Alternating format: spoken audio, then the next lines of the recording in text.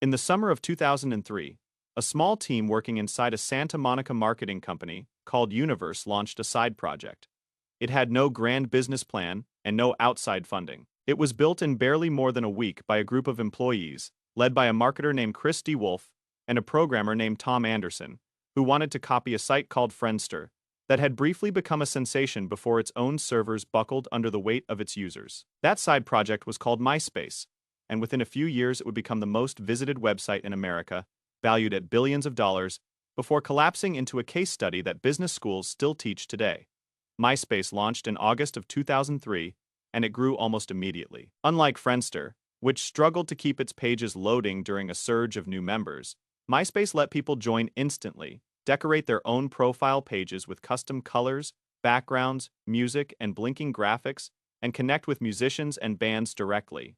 That last feature mattered enormously. Independent bands used MySpace as a free promotional tool, uploading songs, building fan bases, and message boarding with listeners in a way no other platform allowed at the time. Musicians brought fans, fans brought friends, and friends brought more friends. By 2004, MySpace had roughly 1 million active users. A year later, that number had multiplied many times over, and the site was signing up hundreds of thousands of new accounts every single day.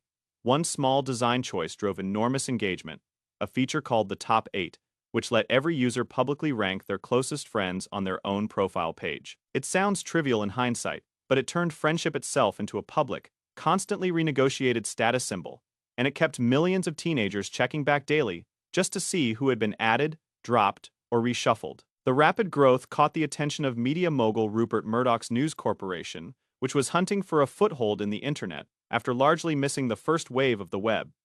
In July of 2005, News Corp acquired MySpace's parent company for about $580 million. At the time of the deal, MySpace had around 16 million monthly users, and critics at legacy media companies mocked the price as wildly inflated for what looked like a niche teen hangout. Within about a year, though, MySpace's audience had grown so fast that analysts were valuing the company at several times what News Corp had paid, and some estimates by 2006 and 2007 put its implied worth as high as $12 billion. News Corp executives were reportedly so confident in the asset that they later explored trading a stake in MySpace to Yahoo in exchange for a stake in Yahoo itself. Talks that ultimately went nowhere but underlined just how highly the property was regarded inside the boardroom at its peak. For a brief window, MySpace looked unstoppable. It became the most visited website in the United States, ahead of even Google for a period in 2006. And it was the largest social networking platform on the planet through the middle of the decade. Advertisers wanted in, and News Corp wanted to cash in as fast as possible. In August of 2006, MySpace signed a landmark advertising agreement with Google worth roughly $900 million over 3 years, in exchange for making Google the exclusive provider of search and some advertising on the site. On the surface, this looked like a triumph. Guaranteed revenue locked in for years. A number Wall Street loved to quote. Underneath, though, analysts and former employees later argued the deal reshaped MySpace's incentives in a damaging way. The company now had a guaranteed river of money regardless of whether it kept improving the product, and News Corp leadership, drawn from a traditional media and advertising background, reportedly pushed the site harder toward monetization and ad inventory than toward user experience or engineering investment. The Google agreement was structured around a set of guaranteed quarterly payments, regardless of how MySpace's own traffic performed, which meant that even as growth began to slow, a large share of revenue kept arriving automatically, a comfort that, according to several later industry analyses, reduced the internal urgency to fix a product that users were increasingly describing as cluttered and hard to use. This is where the cracks began to show. MySpace's profile pages, once a novelty that let users express themselves with custom code, grew increasingly cluttered with banner ads, pop-ups, and auto-playing music that stacked on top of each user's own home, made design chaos. Pages became slow to load, visually noisy, and for many users, simply exhausting to look at. Meanwhile, a Harvard-born rival called Facebook was taking the opposite approach. Facebook launched in February of 2004 with a clean, uniform, minimalist layout that every user shared. No clashing colors or auto-playing songs, and a fast, lightweight design that loaded quickly even on the slower internet connections of the era. Facebook initially restricted itself to college students, then high schoolers, then the general public by September of 2006. And each expansion brought a wave of new users who found its interface far easier to navigate than MySpace's increasingly chaotic profile pages. Perhaps the more decisive difference was engineering culture and product speed. Former MySpace engineers and journalists who later examined the company's decline pointed to an infrastructure built on outdated technology that struggled to scale, with reported rewrites and platform overhauls that dragged on for months while competitors shipped new features weekly. Facebook, by contrast, built a reputation for fast, continuous iteration, famously encouraging engineers to move fast and ship improvements constantly. In 2007, Facebook launched an open platform that let outside developers build applications, games, and tools directly on top of the social graph, turning the site into an ecosystem rather than a single fixed product. MySpace attempted a similar open platform strategy about a year later, but by most accounts arrived too late and with far less developer enthusiasm, since developers had already begun building for Facebook's larger and faster growing audience. Ownership structure played a role too. News Corp's MySpace was run as one property inside a sprawling media conglomerate that also controlled newspapers, a film studio, and a television network, and it was reportedly managed with an eye toward short-term revenue targets that satisfied corporate earnings calls rather than the kind of patient, product-first reinvestment a fast-moving startup usually needs. Multiple technology reporters covering the company at the time described a culture where sales and advertising executives held outsized influence over the roadmap, while user experience, safety tools, and site performance lagged behind rival networks.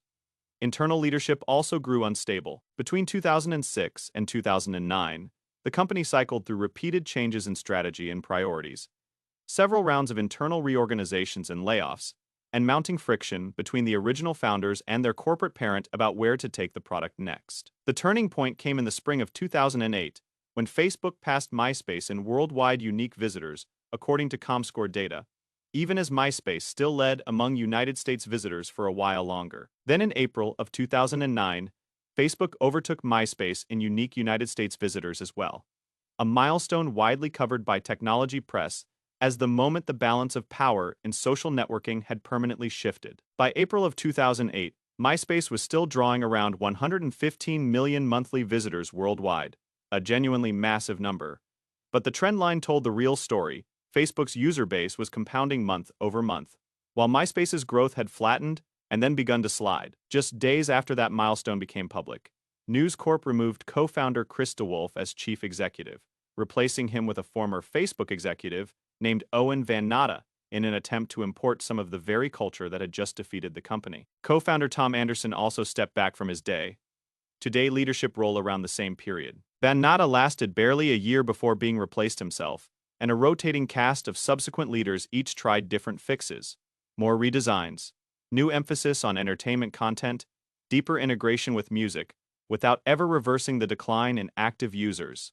Layoffs became a recurring headline. In the years following the leadership churn, MySpace cut significant portions of its workforce, more than once, at one point trimming staff by roughly half in a single announcement, as the company tried to shrink its cost base to match its shrinking audience. One round alone, in early 2011, eliminated close to 500 jobs, nearly half of the remaining staff at the time, as News Corp tried to make the division profitable enough to either keep or sell. Meanwhile, users were leaving for a rival that felt cleaner, faster, and crucially, freer of the clutter that had come to define MySpace pages.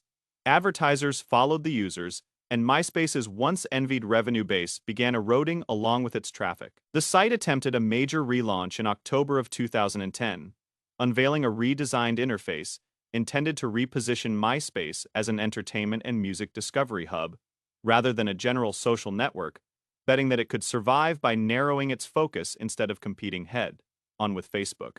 The redesign came with a new logo and a new tagline, but for many longtime users, it also meant losing familiar profile customizations and social connections built up over years, and it did little to slow the exodus.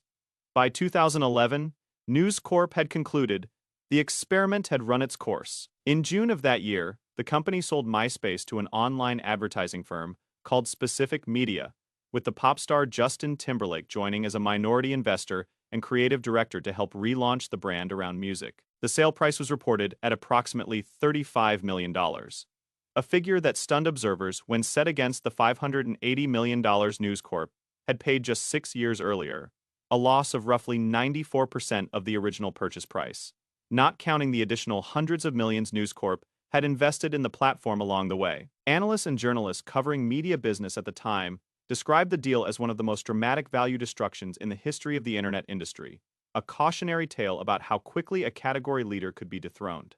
MySpace did not disappear entirely. Under its new owners, it relaunched again in 2013 as a music-focused platform, leaning fully into the one advantage it still held: its long relationship with independent artists and its enormous archive of user-uploaded songs.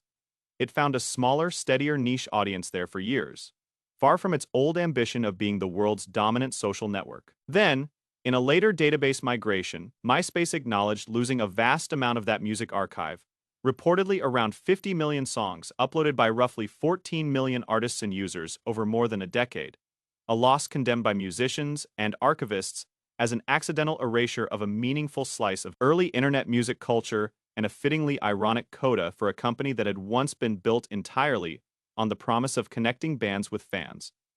Looking back, analysts point to a combination of factors rather than one single mistake. The ad-heavy sales first strategy under News Corp prioritized short-term monetization at a moment when the product badly needed reinvestment in speed, cleanliness, and engineering.